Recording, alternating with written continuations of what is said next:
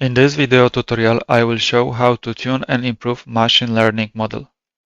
This section shows how to improve model predictions through experiments, hyperparameter tuning, manual hyperparameter tuning, hyperparameter tuning using RandomizedSearchCV and GridSearchCV. This video tutorial can be used as a separate one or as a larger part for machine learning workflow, and in this case it will be sixth point, tune and improve ML model. Even though this video tutorial can be used as a separate one, I highly recommend to see my previous videos. Environment setup, Jupyter Notebook, data load and analyze, model choose ML model, split data, train and predict, evaluate model. So what is the hyperparameter? Hyperparameters are settings or configurations that are determined before the training process begins and cannot be learned from the data. What is the hyperparameter tuning? Hyperparameter tuning is the process of finding the best set of hyperparameters for machine learning model. Example of hyperparameters include the learning rate, the number of trees in random forest, or the number of layers in neural network. So enough talking, let's see some code and explain it later. So I prepared a code. So this is the manual hyperparameter tuning. So an estimator, which is the number of trees in the forest, max depth, which is the maximum depth of the tree, min samples split, which is minimum number of samples required to split an internal node. So have in mind that hyperparameters are settings or configurations that are determined before the training process begins and cannot be learned from the data. As you can see, we are creating an instance of model and passing these hyperparameters.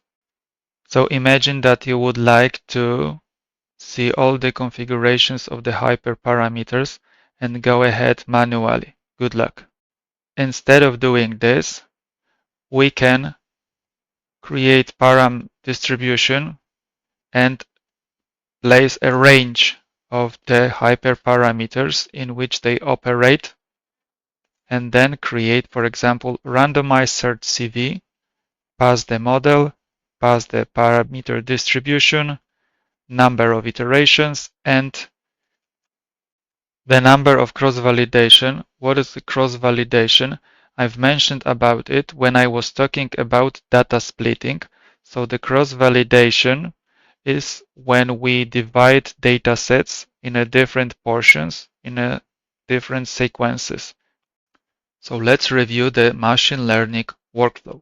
We went through the whole steps, and you may be asking, why do we need to tune and improve model at the end?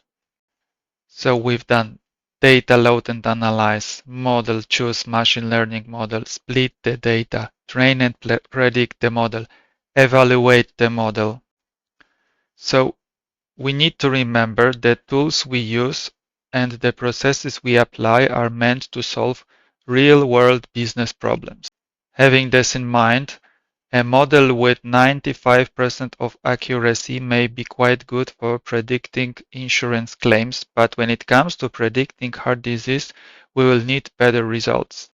In the last section, evaluation, we ask question: what is the definition of success? Is a machine learning model accurate at 95% good enough? Did we solve the business problem using machine learning model? So let's follow these questions and see how our model performs and look if we can do better with hyperparameter tuning. I've prepared some code to speed up the coding. Let's jump to it. First, what we need to do, set up the random seed to have the same results, me and you, Shift Enter. Load the data using pandas, Shift Enter. Split the data into features and labels, Shift Enter. Split the data into training set and test set, Shift Enter. Now let's create machine learning model with some hyperparameters already passed in. Shift Enter to run it. So fit the model, make predictions. Now let's evaluate the model. Shift Enter, and we have mean absolute error, mean squared error, R-squared error. Let's see if we have do some hyperparameters tuning to make the numbers better, greater. As a reminder, I've brought here a description for regression metrics and what we need to do to figure out what parameters do we have for the model. Shift Enter. And as you can see, there is a list of parameters to be tuned for each model. In this case, those parameters are for the random forest regressor. When I was creating a model, I've already passed some few parameters. When I click Shift Tab in here, you can see the list of the parameters and the default values. So the n estimators was 100 and I've passed 50. The max depth was known and I passed 10. Mean sample split was 2 and I passed 5.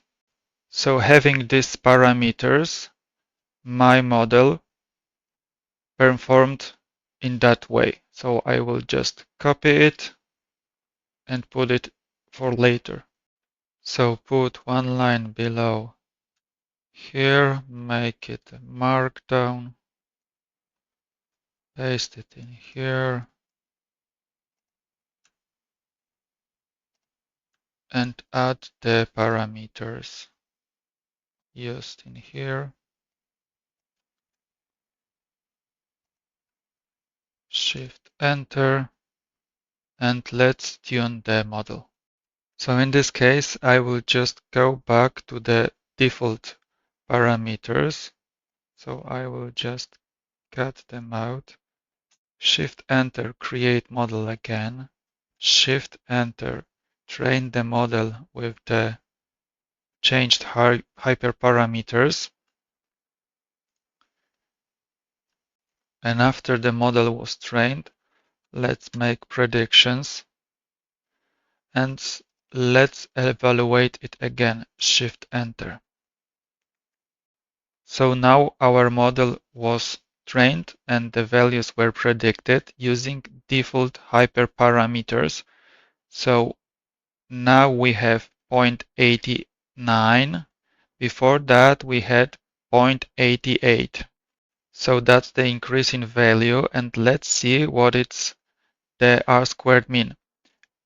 And in here this shows how well our predictions match the actual values. Yes, so a score of 1 mean perfect predictions, while 0 means the model is no better than guessing the average. So let's see how about on average how far our predictions are from the actual values. Lower is better. So previously we had 16,783 and now we have 16,284. So it's better about 500s. Remember, lower is better. Check the last one. Similar to MAE, but it gives more weight to bigger mistakes. It squares the error before averaging. So previously we had this large number and now we had a lower number. So yeah, it performed better. And beside this hyperparameter tunings, the params for each model, we can try to change the size of the test train split. So let's do it now. Make it 50-50. Once again, split the data with default hyperparameters model, train the model, and after training, make predictions once again and evaluate the model. Just for the record of this hyperparameter tuning, I've put all the previous results, and now let's evaluate. And there are new results. So with this train test split 50-50, we can see that we have the worst results. In here we have 0.84 comparing to 0.89 with default hyperparameters and 0.88 with custom hyperparameters. And in here, remember, the lower the better. In here we have 17,810 comparing to 16,284. So imagine that doing all these combinations by hand. Good luck. So that's why at the beginning I introduced the concept of RandomizedSearchCV, and I described that we will be doing hyperparameter tuning using this randomized search CV and GridSearchCV. So let's jump in. So I will just copy this code and put it down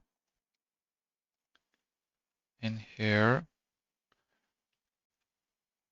and run all the cells again to make sure it's fine. Load the data, split, change in here for 20% for test set, shift enter, create model with default hyperparameters, train model,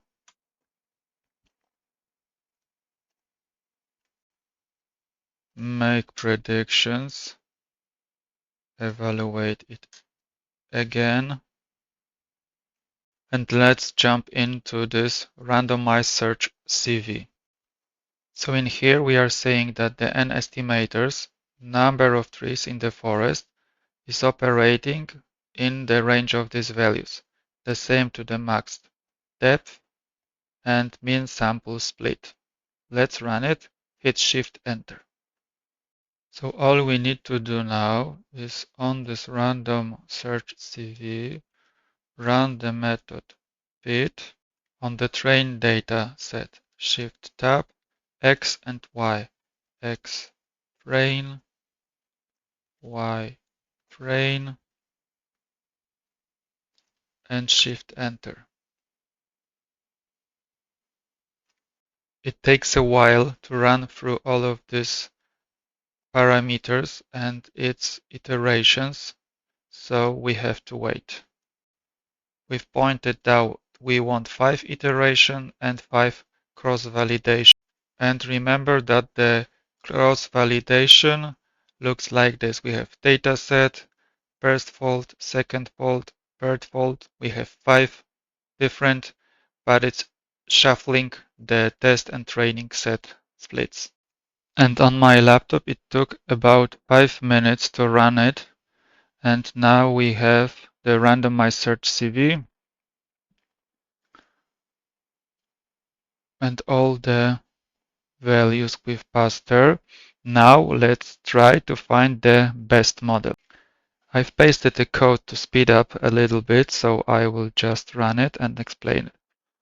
So this random search CV has the attribute best params and the best score. So the best parameters in here is an n estimator with value 50, min sample split with value 2, and the max depth of the value 30, and it scores 0.87.